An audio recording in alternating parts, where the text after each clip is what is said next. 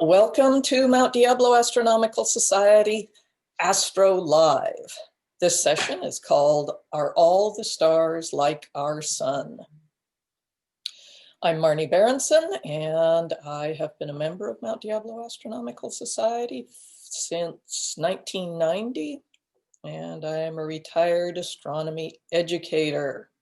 So let's get going. This is kind of three parts, but this one and the next one are the story of our galaxy. I wanted to talk about what we talked about last session, our place in our galaxy. We talked about the structure and scale of, this model of our galaxy here that we made a mental model of, where we talked about shrinking the solar system so it fits into the palm of your hand. And on that scale, our galaxy would span North America. If you missed that one, go to our Mount Diablo Astronomical Society YouTube channel and you'll see it there under Astro Live, Our Place in Our Galaxy. So as I said, the rest of the story of our galaxy I'm going to do in two parts. The first one's today, and we're covering inventory. What's in our galaxy? What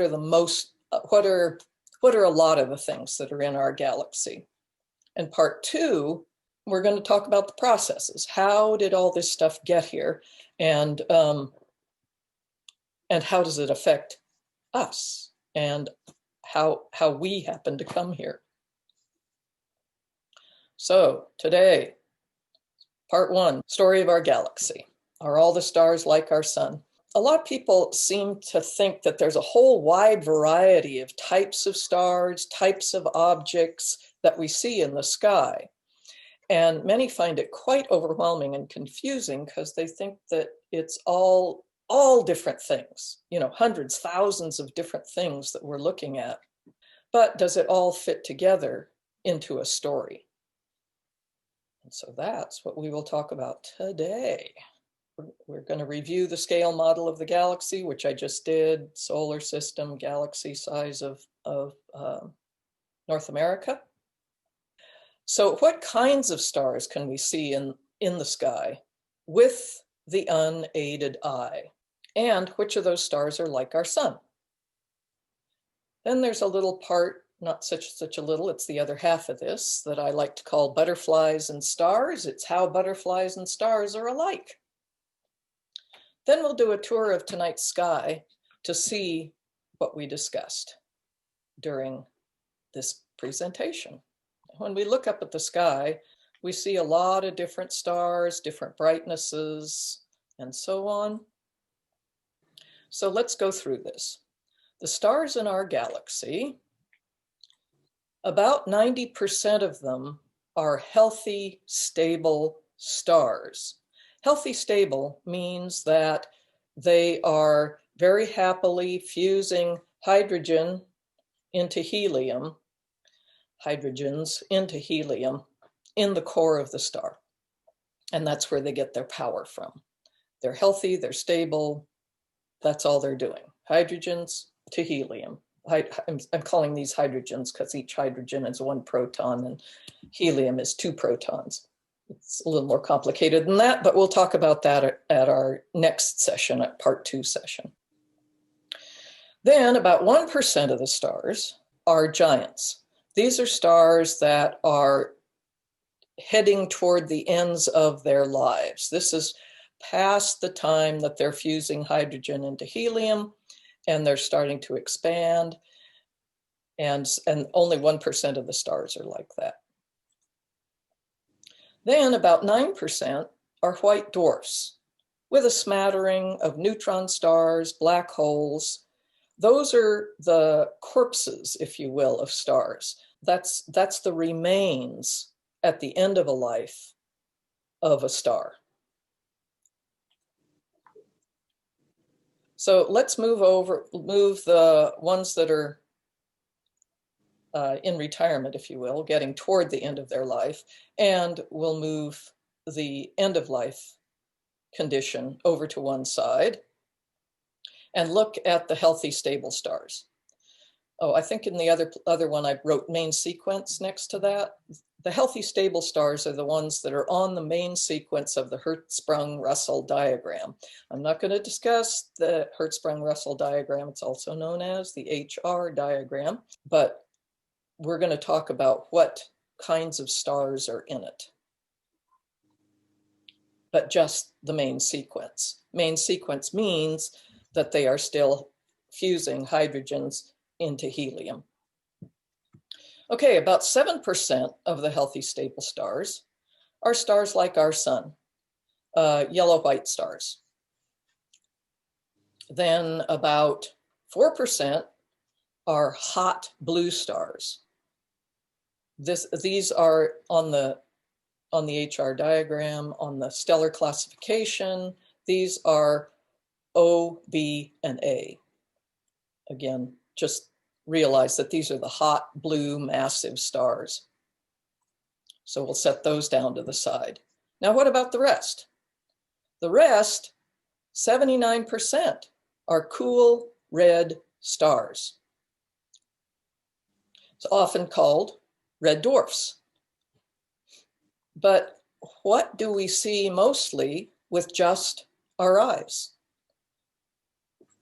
We see the giants, and we see the hot bluish massive stars.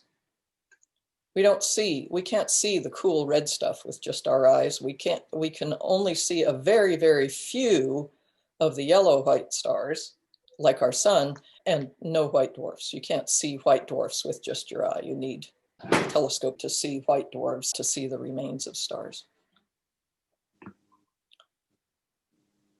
So we can only see with our eyes, and I'm talking mostly anything that's fourth magnitude or above. And when I talk about the magnitude of a star, it's a magnitude, the highest magnitudes are 1 and above. In other words, 1, 0, or negative numbers. But let's start with 1. And then you go down to the dimmer stars. So 6 is dimmer than 1. 6 is about the limit of our eyes under a dark sky. But most, regular going out in your backyard looking up, we usually can't see much dimmer than fourth magnitude. So that's what we're talking about here. So spectral class, the O, the B, the A. O and B and A stars are much more massive than these smaller stars. So the OBA, those are the hot blues. The F and the G are clustered into that yellow-white group. And then the rest are the little red cool stars, red dwarfs, that are so numerous in our galaxy. You probably recognize this as Orion. So let's look at the stars in Orion and see which of those categories they are. There's a giant, giant, giant, giant, giant. There's a hot bluish right there on the belt of Orion. And there's the summer triangle. Let's take a look at these. What do we got? Giant, giant, giant. So you can see that there's a few hot blues that we see. And then Alberio here is a giant star and a hot blue star. It's a double. It's one of the most famous and prettiest as far as I'm concerned. But these giant stars are the ones that are past fusing hydrogen into helium. Okay, let's look at the Big Dipper and Polaris. You may need to move my picture there to see Polaris. And you can see almost all of those that we can see are the massive hot blue stars. There's a giant there, and Polaris itself is a giant. So no stars like our sun yet that we can see in the night sky, just our eyes. Giant, there's a giant, another giant, another giant. There's a hot blue. And ta-da! That little star right there is called Eta Cassiopeia, ETA Cassiopeia. And that is a star that's almost exactly like our sun. And you'll see that, I mean, on this scale, you'll see that it's pretty dim based looking at the rest of the stars. And it's actually pretty close to us. It's only about 19 light years away. And on the scale of the solar system being in the palm of your hand and the North America-sized galaxy, that is about 1/4 of a mile away on that scale. And let's go to the southern hemisphere. Marnie, what was the name of that star again? Eta, ETA, Cassiopeia. Okay. And, yeah. And this, now there is one other that we can see from the northern hemisphere that is like our sun. In other words, it's a G star, a G main sequence star. And that Tau Ceti in the constellation of Cetus, the whale, Tau-Ceti, Tau Ceti. Unfortunately, it's not visible, but a very short period of time during the year because it's deep in the southern sky for us here in North America. That's two, Eta Cassiopeia and Tau Ceti. But Eta Cassiopeia is visible all year, which is really nice, so that you can point to a star that's like our sun. Now, here in the southern hemisphere, these are stars that we can't see from up here. So you can see here's the Southern Cross right there. And then we're going to take a look at these two. What have we got here? There's a hot blue, and this is Alpha Centauri. This is a star that's almost precisely like our sun. And it's bright because it's so close to us. It's only 4 light years away. And so on the scale of solar system, North America, galaxy, it's about the length of 1 football field away from us. Mm-hmm. So it's pretty close, therefore it's pretty bright. It's our closest star that we can see with our eyes. So that's the inventory of the stars that we see in our galaxy. But there's also a lot of different objects. Any questions or discussion right now? Marnie? Yo? As I was growing up and learning astronomy as an amateur, our sun was referred to in many things that I read as an average star. I too have heard that. Continue. Yeah, so my question is, I thought that meant that most stars were like ours, or that ours was a median, half are less and half are bigger and brighter. Mm-hmm. But it sounds like from your statistics, sounds like that's nowhere near the case. Not even close. Every time I hear that, and I still hear it once in a while, and I don't know where that concept comes from, because we're not an average star among all the stars in the galaxy. We're not an average star of all the stars you can see in the sky. So I have no idea what they mean by average star. It's remarkably large compared to most of the stars in our galaxy. But we can't see it with just our eyes unless it's really remarkably large? Oh, huh? Because you're saying that... Look at all the cool reds, all the red dwarfs. Thank you. Yeah. So the stars that we were just looking at are the ones where we were breaking them down. 90% of the stars in our galaxy are hydrogen to helium in the core of the star. Giants are past that stage, and then the little dwarfs, black holes, neutron stars are the remains of the stars in our galaxy. So, but there's a variety of stars and objects in our galaxy, and this is where people get confused. They hear things like supergiant, red giant, black hole, white dwarf, neutron star, star cluster, emission nebula, reflection nebula, red dwarf, supernova, planetary nebula, and they think, are these all different kinds of stars? People are confused by that. Is there an organization here, or what is this? So that's what the second half of this is going to be about, is looking at all of these different terms that are used and how they fit together. See, because like I said, the people think of all of those as different types of stars, not different stages in the life of a star. So that's where I get to butterflies and stars, because butterflies are a type of insect. So are ants and bees and beetles, and those are all different types of insects. But a butterfly, like all insects, have different stages in their life. You know, the butterfly lays the eggs turn into a caterpillar, the caterpillar turns into a pupa, the pupa births the butterfly, and the butterfly lays the eggs, and so on. So it's a life cycle. And no, the butterfly doesn't look the same at every stage in its life, but it's still stages in the life of a butterfly. So let's go to stages in the life of stars. Now, this might look a little confusing at first, but we're going to walk right through it here.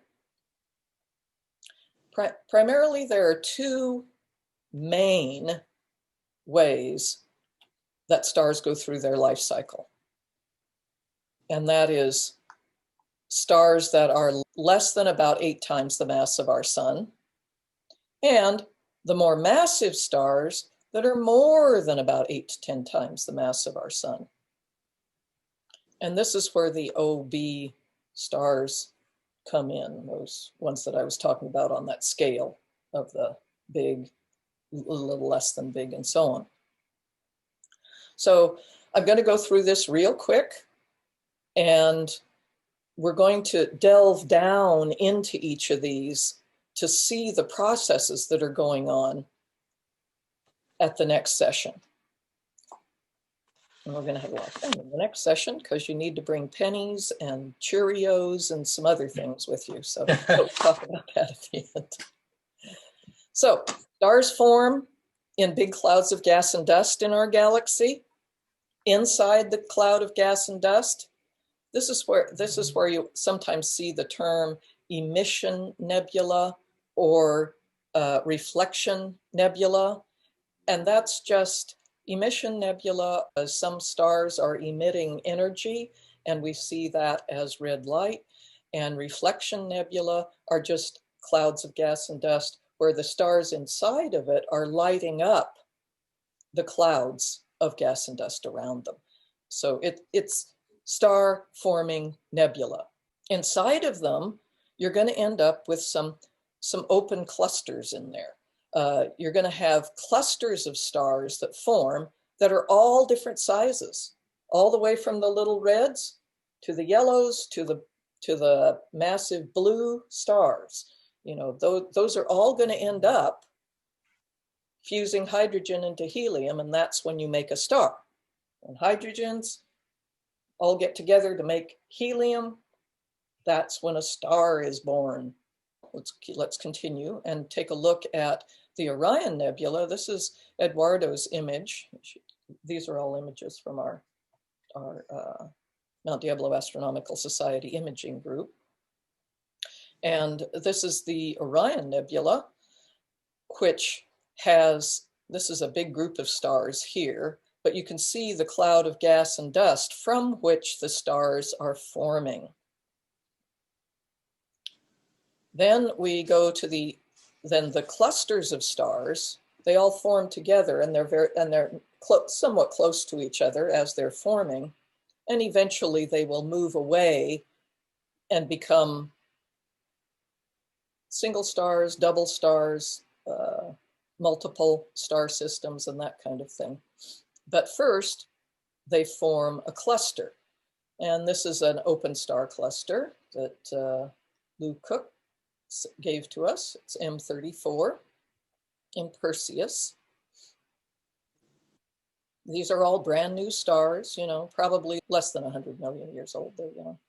So these star clusters eventually, you know, these are like the teenagers. These are the teenagers that are getting ready to leave home and leave their natal cloud of gas and dust and go off on their own. And like we said, a whole lot of them are going to take this path. This is the path that the vast majority of stars take. This is more than 99% of the stars will take this route. It's considerably less than 1% that take this route. But stars that are like our sun, you know, I'm just saying sun-like because they are all taking this same life cycle route. These are the red dwarfs, these are the yellow-white, and these are the least massive of the blue stars. And these last for billions of years. Now let's go back over to the massive stars. Remember, we said stars of all kinds form inside these cloud-forming, star-forming nebula and into clusters. Now the most massive, these are the ones that are more than about 8 times the mass of our sun. These live only for millions of years instead of billions or even trillions of years, because there are red dwarfs that haven't died yet. So, you know, from the beginning of our galaxy anyway. Okay, so we go this way, and these are the most massive stars that will take this route. So let's take a look. We already saw one hot blue star that will eventually go, will take that route on the right-hand side. And that was the one that was near this sun-like star in Cassiopeia. And it's 17 times the mass of our sun. So it's considerably more than 8 times the mass of our sun. So it's going to take that right-hand route. Here's a star that we can see in the sky that's going to take that left-hand route. So let's continue down the left-hand route. Star like our sun, going to form hydrogen into a whole lot of heliums in the core of the star, and keep on doing that for billions of years until it turns into a red giant star. That's when it becomes somewhat unstable and is doing more than just hydrogen into helium. Again, next time we'll talk a lot more about that. Now on the massive star side, these will turn into red supergiant stars. These really expand. They're massive. They're going to expand huge and quickly. They're having short lives. So let's take a look at a red giant and a red supergiant. So you may recognize Orion here. And this is Betelgeuse. And you may recognize Taurus. This is the face of Taurus the bull. Those are his horns way up here and there. But Aldebaran is a red giant. That star is eventually what our sun will look like, roughly 4 to 5 billion years.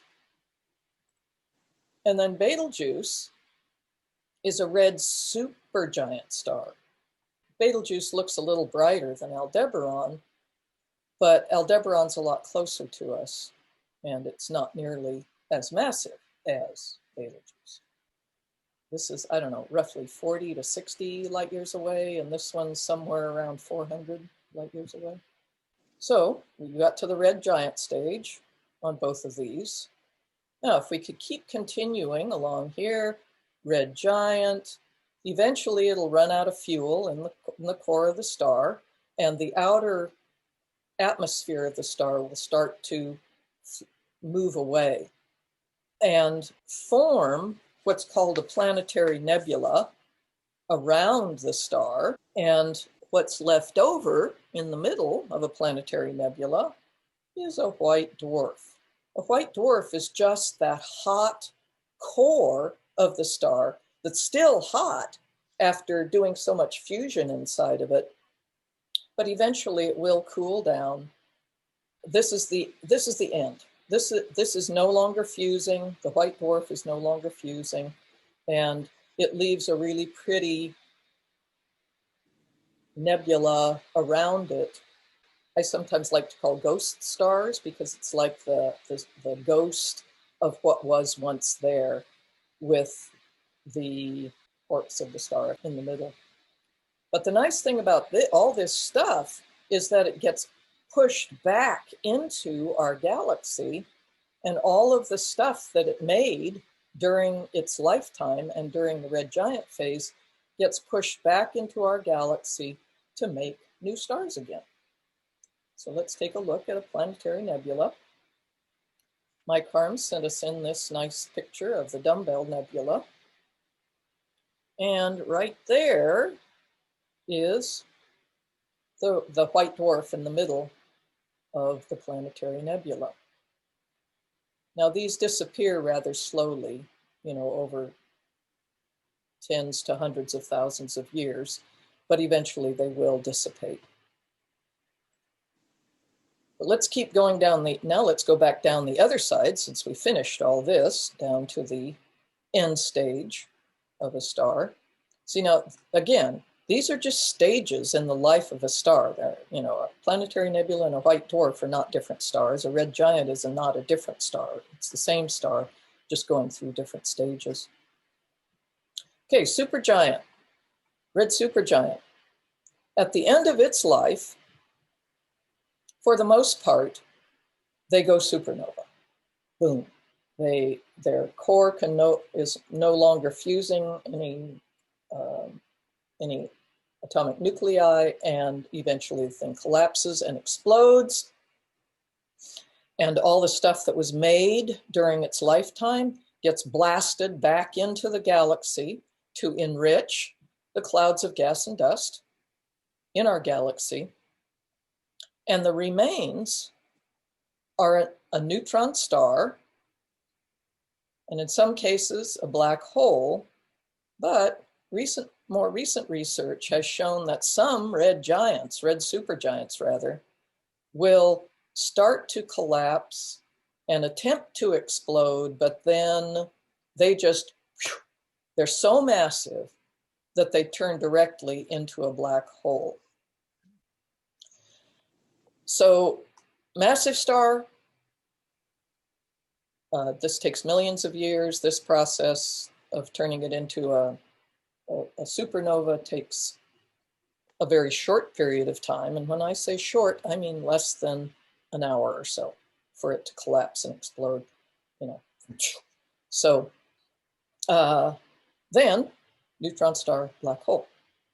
So let's take a look at the remains of a supernova explosion. This is the Crab Nebula, also called a supernova remnant. Chris Ford gave us this one of the more recent ones in our galaxy. So that is the story of the lives of stars. Now, Marty? Yes. Does a neutron star stop its fusing hydrogen? Yeah. Okay. Yeah. Neutron stars, black holes, and white dwarfs are the end. They're the end state. Okay. They're dead. They're not fusing anymore. Marnie? Yes? In follow-up to that, does neutron star mean they're composed entirely of neutrons? Yeah, whatever's left is all neutrons, just jammed together, seriously jammed together.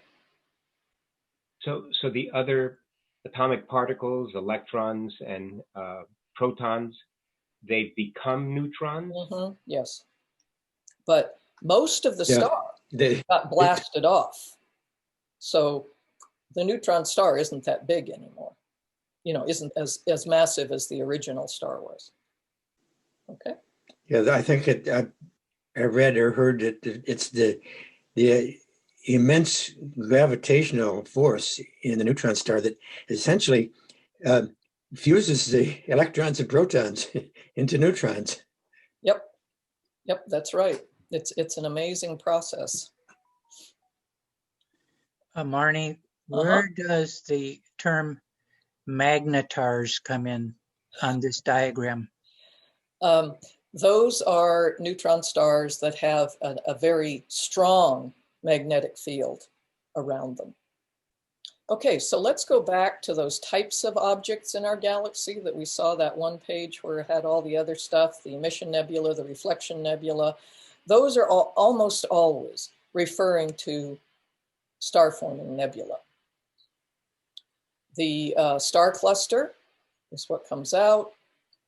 Red dwarfs, the yellow-white stars, you know, those little cool red stars, red dwarfs, yellow-white stars, and some of the hot blue stars that we saw in that first diagram, and which is reproduced on your handout here, are all take this route, which turn into a red giant, planetary nebula, and then a white dwarf.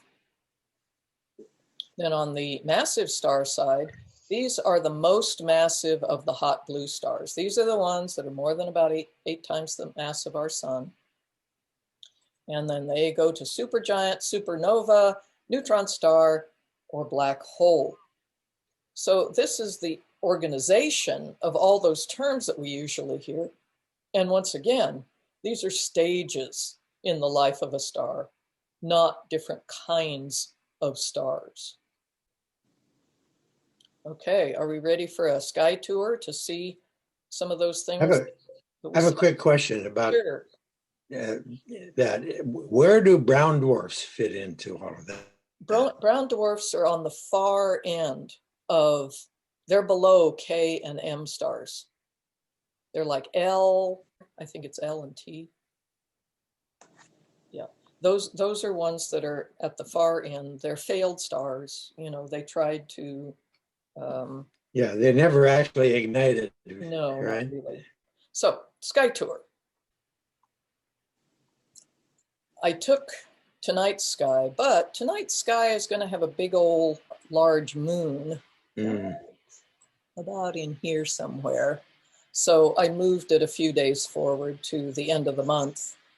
This is January 31st. I just moved it ahead a few days so that the moon would be out of the sky. And I mean, one of the things that I love about this time of year is that all of the stages in the life of a star, almost all, except for one, are here in this area where there's Orion, and Taurus, the bull, and the Gemini, Pollux and Castor. There's one of the twins. There's the other twin. These have all of those different stages in the life of a star right here in front of us. You also might notice that tonight you'll see this other little red thing. We looked at Aldebaran, the red giant, and Betelgeuse, the red giant, but we also have another red over here. That's Mars. It's not a star. So let's begin with the star-forming nebula. Now, of course, one of the most famous star-forming nebula is right here in the Sword of Orion, and we got to see a picture of that. The M42 or the Orion Nebula. This is something that you need binoculars. I mean, you can see that faint haziness with just your eyes under a dark sky, but binoculars really help and a telescope really enhances it. And we might look over here too and notice that there's another little reddish cloudy area here, and that is the Rosette Nebula, which is also another star-forming region. And it too has a little cluster of young stars inside of it.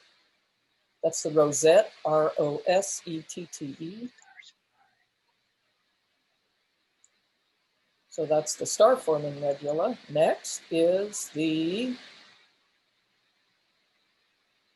open cluster of stars, which one of the most famous, of course, is the Pleiades here, just above Taurus, the bull. There's Taurus, the bull. There's the Pleiades, or Seven Sisters, or the Subaru here, as they call it in Japan. There they are. And the other one is right here, all over the face of Taurus. Here's the one horn of Taurus. There's his face. There's Aldebaran. There's his other horn. And this is called the Hyades, Hyades, the Hyades. Another young cluster of stars. These are more spread out. These are a little bit farther along in their life cycle than these little guys are. These haven't spread out as much as the Hyades have. They're starting to make families of their own. So we went to star cluster. Now we can just bop over here. There is, to the main sequence star, the healthy stable stars that are the ones that are going to go down the supernova side. Here's one right here. That's in the belt of Orion. See the 3 stars of the belt of Orion? That one right there is. The rest of these are all giant stars. So they're already on their way down that path. But this one's still fusing hydrogen at its core. And you just have to move over to the north, in the direction of the north, and you find Cassiopeia here. And there's Eta Cassiopeia. Yay. If there was a planet orbiting Eta Cassiopeia, and it had an advanced civilization that could look out and see other stars, that's what our star would look like from Eta Cas. Not big, bright. Not big, bright. Then if we continue down that side, we'll look at the giants. Now that they turn into giants. This is Aldebaran in Taurus. And that's what our star will turn into. And then here's Betelgeuse in the shoulder of Orion. There's Orion again. And that's the red supergiant. That one could go supernova anytime. It could go tonight, or it could go in 100,000 years. You just have to keep watching, that's all.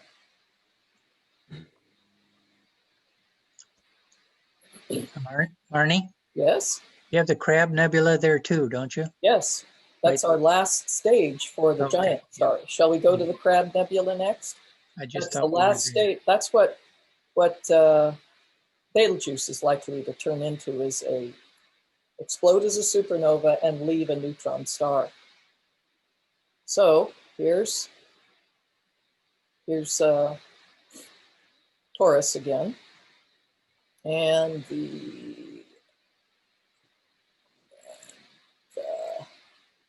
okay, where is it? Yep, there it is. Good shot. Go in far enough. Right there. See, here's the other horn. Here's one of the horns of Taurus, and that's the Crab Nebula right there. Cool. Yep.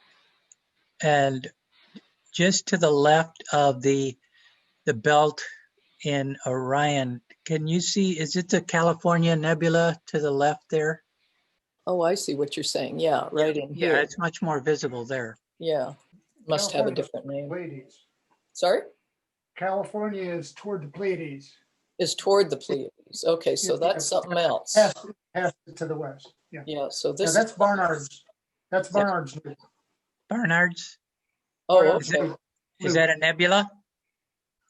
Yeah. Well, it's a remnant of a supernova explosion. Oh, Way okay. long time ago. Long Okay. time ago. Long, Okay. long, long. Oh, all right. That's long good. time. Thank you. Great. Appreciate that. So the Pleiades have this right here, right? Mhm. That's the California Nebula. That's there. California, that's correct. Got it. Okay. Thank Thank you. Yeah, Yep.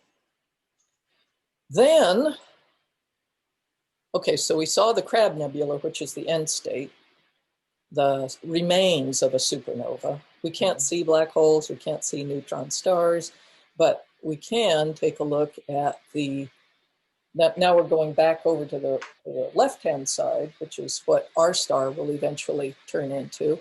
And right here, next to Pollux here, the Gemini, is this little guy. And that's called the Clown Nebula. Sometimes it's called the Lion Nebula. Sometimes it's called the Eskimo Nebula. It has a lot of different names. And if you want to see what it looks like, we can do this info. And you'll see that, I think they have a better picture. This is a Hubble picture of it over here. And that's the white dwarf that's in the middle of it. Hmm. So that is a planetary nebula. That's what our star will turn into at the end of its life, after it's no longer fusing and it turns into a planetary nebula and leaves a nice little white dwarf. Now, the planetary nebula looks so many different, so different from each other.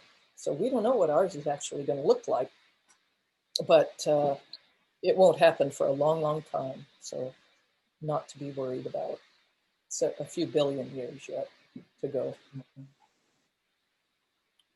So that is the tour of the night sky, showing these different stages in the life of stars. And next time, we're going to be talking about the processes, a little bit more in the detail of each one of those, to talk about where does the calcium in our bones come from? Where does the iron in our blood, oxygen and the nitrogen in our atmosphere, and all that kind of thing. Because How about where does lead and gold and things like that come from? yeah, exactly. There we go. Can you point out Sirius B, Can I which point would out be Sirius a B? dwarf? A white Okay, dwarf? let's see if it'll show it in here. There's Sirius here. So let's keep going in. It should be at 7 o'clock, I believe. Okay. Oh, look. There There it is. it is. Sure enough. Thank you. 8 o'clock. Yay. Cool.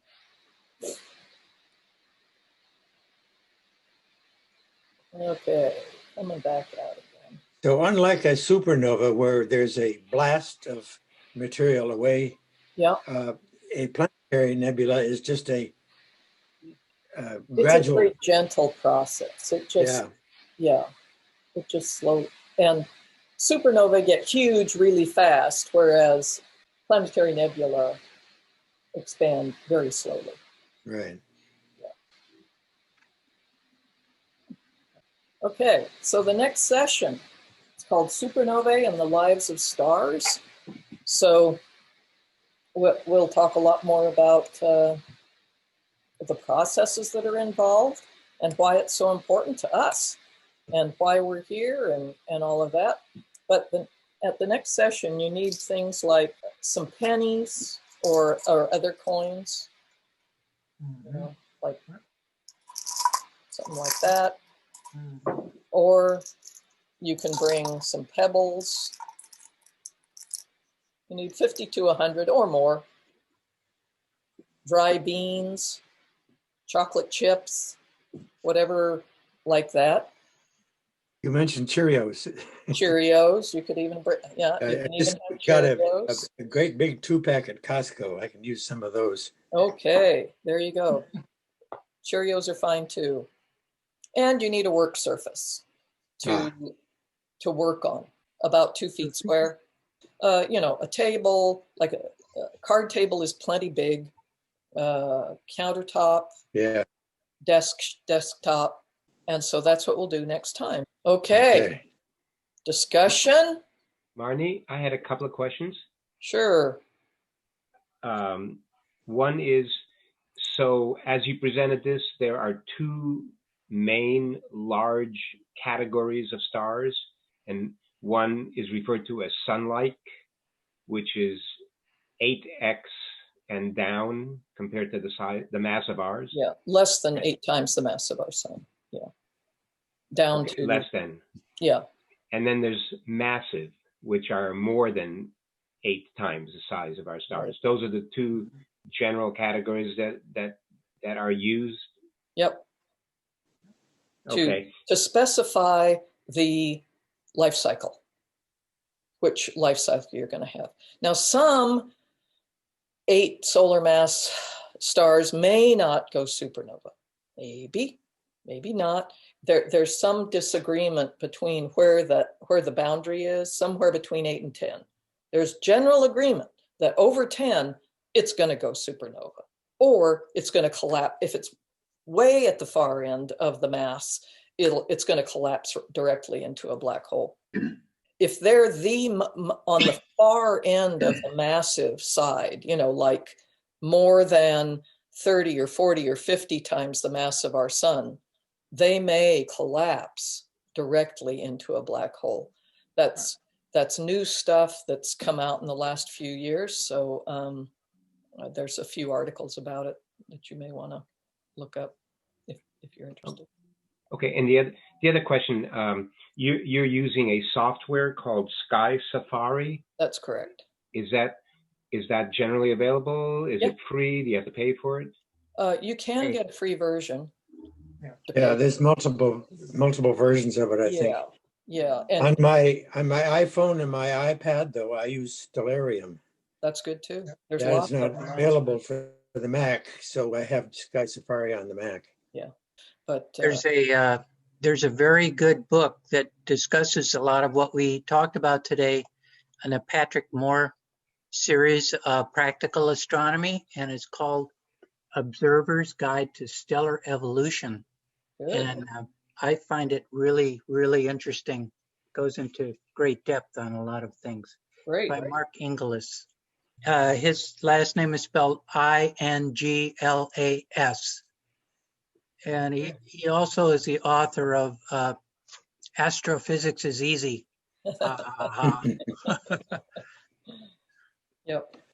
Yeah, it is. There are ways to make this easy to understand. But the thing that I like about it is that it gives you a basis from which to understand the astrophysics and more deeply. When you see an article in a magazine that discusses this stuff, at least you have some concept as to what they're talking about. I found a good book by Neil deGrasse Tyson Yes? called Astrophysics for People in a Hurry. That's correct. That's Yes, a I've great seen that one. But you found it really good. I did, yeah. Yeah. I did also. I love that book. So if you want to explain stuff to people, this presentation is perhaps one way, and then refer them to a book. Yeah. All right. Marnie, you do just an amazing job with this. Thank you so much. I think Yes. very, very kind. Yes, Marnie, you mentioned you are a retired astronomy educator. I Yeah, don't think you've retired. I know. No, I have. I'm just doing the fun stuff now, Yeah. It was No, excellent, very You good. just Yeah. don't get paid for it anymore. Right. Except, I get wows and I get laughs and cool stuff like that. That's good pay.